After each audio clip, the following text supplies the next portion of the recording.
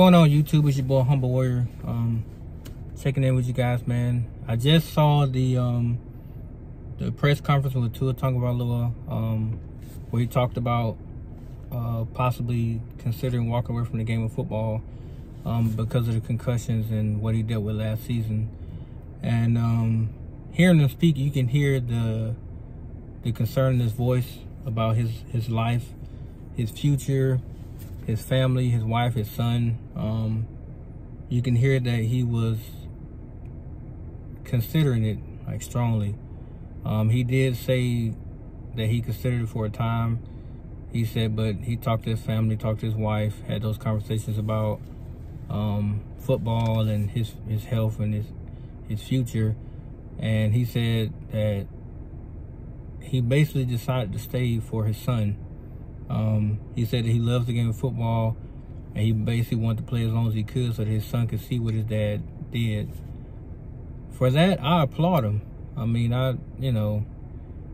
as a man, it's hard to walk away from things that you love the most, because at the end of the day, that's what you know is who you are. And even though the signs may say it may be time to hang it up, in your mind and your heart, you're trying to find reasons to continue to push and to perfect what you love to do on a daily basis. And for him, that's be a quarterback. But with that, I will say this. I hope now that he understands the ramifications of his health. Like he said, it's my health, it's my body.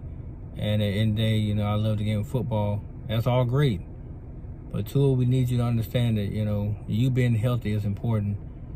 We all know what you can do. We seen it last season, how much you improved dramatically from year 1 to 2, and then a huge jump in year 3. But your health is the concern. So even with you saying that you want your son to watch you play, I'm sure he don't want to see a dad on the sideline with banged up, injuries left and right. So that means you got to start getting rid of the ball a little bit more. There's nothing wrong with incomplete passes. Nothing wrong with throwing the ball out of bounds. Nothing wrong with that. I'd much rather live with that than you try to sacrifice your body to make a play, and then, you smash your head, or you end up doing something else that, could lead you to terminal health concerns. So hopefully this year I will see that more from you, being ready to get rid of the ball. If the play's not there, man, just throw it out of bounds. Or, if it push comes to shove, throw it at the feet of your offensive lineman. Throw it at the feet. It's not a fumble. It's an incomplete pass. And it saves you that pain of getting hit constantly, because they're coming to knock you out. They're not coming to give you a hug. That's for sure. So with this press conference, like I said, with what's coming down the pipe, how Miami has stacked this roster, they're trying to make the Super Bowl push, and you're the piece that they need to fit in this puzzle. So with that being said, I truly believe that you can actually deliver a Super Bowl, and I claim that. I'm not going to stagger or sway from it. But if you're not able to play, then they don't have a chance. So I need for you to stay on the field so that other people can see, okay, he wasn't a fluke. There's a reason why they selected him 5th overall, because the kid can ball. Now, people have asterisks besides last season because they give credit to Tyreek Hill and Jalen Waddle. Yes, it's important to have your weapons. It is important. Ask Mac Jones what happened to him when they didn't give him much to throw to. Ask Jalen Hurts his first 2 years. When they don't give you much to throw to, it doesn't matter how good of a quarterback you are. The only exception to that rule is Patrick Mahomes. Ask Joe Burrow what happened. That literally makes a difference. It makes a difference. Justin Herbert makes a difference. Trevor Lawrence, it makes a difference. It makes a difference who's on the outside of those lines that you can throw to as a quarterback. So for people to beat up Tua about, oh, he had Tyreek, he had Waddle, he had Mostert, he had Wilson, is he not supposed to have people around him that can make plays when they catch the ball? And as a matter of fact, was he not ranked in the top and below the top 20 in terms of yak? Was he not? He was not the number one. He was not the number one yak person this year. That was Patrick Mahomes. So that means that his offense is actually predicated not off yak solely. they're making plays. He's putting them in position to make plays down the field and not run after the catch, or not, oh, I'm gonna throw a 5-yard line, they turn to an 80-yard touchdown. No. And that's the narrative that's been going on for so many years that he's been in the league. Well, you could throw a 5-yard route to Tyreek Hill, he'll take 80 yards. No. Tyreek was catching 30, he was catching 30-yard catches, 2 60-yard bums. Same with Waddle. He caught a 25-yard pass and turned it up to a 75-yard touchdown. That's the only huge yak play that Tua had. Other than that, the touchdown pass he threw them in stride. The only two people questioned was the Baltimore Ravens game. But who cares, man? If he overthrew Tyreek Hill, then they talking about that. Because Tyreek slowed down a little bit to catch the ball, now all of a sudden he can't hit the kid in stride. Patrick Mahomes can hit Tyreek in stride. And Patrick Mahomes had Tyreek Hill for like 4 or 5 years. He could not hit Tyreek in stride. And he tried a bunch of times. But it's not about Patrick. It's all about Tua. I need him to stay healthy. I need him to do what I know he can do. If he does that, the Miami Dolphins will win the Super Bowl. They're going to go beat whoever they got to face in the NFC for the championship. They're going to beat them. Because you cannot, it's hard to slow down that kind of attack. And especially they get Dalvin Cook, you're talking about a 3-headed monster in the backfield. Wilson, Mostert, and Cook, that's almost a death sentence on any defense. You're asking them to slow down Tyreek Hill, Jalen Waddle, Dalvin Cook, Jeff Wilson, Raheem Mostert, the kid that just came from the Jets, forgot his name, forgive me, River Craycraft. You're asking the defense to slow that down. You're asking them to slow it down, and they're gonna be spearheaded by Tua, who at any moment he can make any decision that he wants. And then from there, you're literally playing catch up, because they're knocking you out with deep shots, over the middle, down the sideline, deep out routes, deep comeback routes, deep over routes, post, corner routes. They throwing everything but the kitchen sink at you. And your defense will get worn down.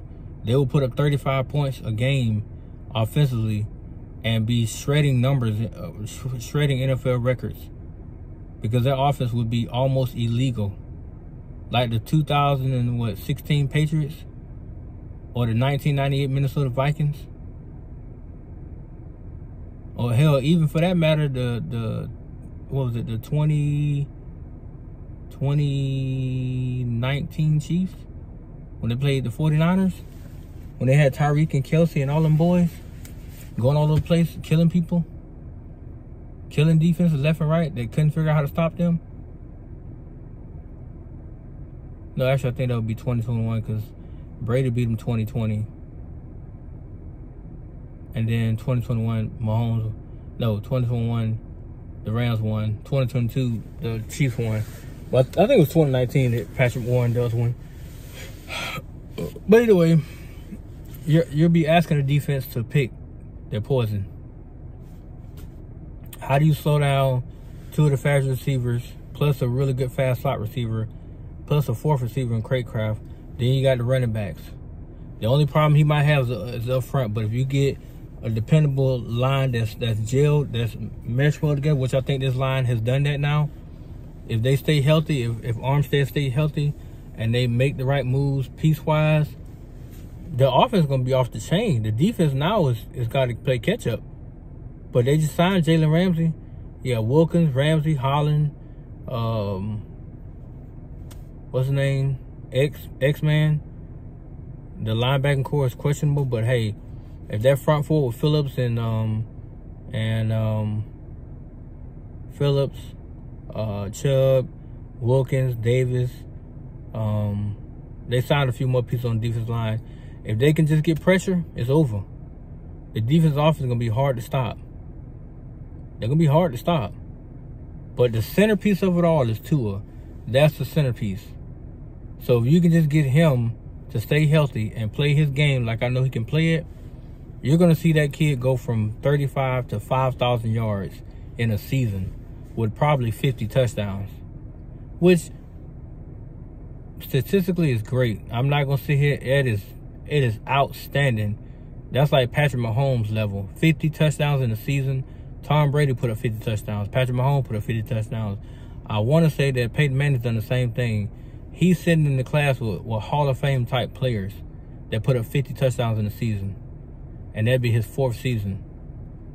Now, it's not saying a whole lot because it's his 4th year, but at the same time, when you think about the progression that he's made, that right there is a significant giant leap.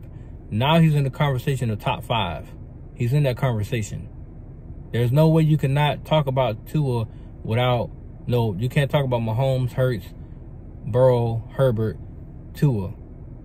That 5. You cannot exclude him anymore. He put up 50 touchdowns and over 5,000 yards or even 4,800 yards and 50. If you put up 45 touchdowns or 40 touchdowns, there's no way you can exclude him anymore. You have to put him in that conversation of top 5. He's already creeping up the top 10. He'll be in the top 5 of quarterbacks in the league today. He will be. He'll be competing with Patrick Mahomes for another MVP. And he might, if he stays healthy all season, I think he'll win it. I think he'll be the sole reason why he locks up the MVP. And the Miami Dolphins, depending on the record, if they win, 12, 13, 14 games, he's winning the MVP. Who's going to take it from Mahomes? Because they're going to look at the bigger picture here. That kid had all those injuries. He had to overcome a whole lot. And now he's the league MVP. And then if he goes to Super Bowl and win it, he wins Super Bowl MVP. If he wins the league MVP and the Super Bowl MVP in the same season, there is no way you can omit him from the top 5. There is no way. He would do something only that Patrick Mahomes, I think, has done. And maybe Tom Brady.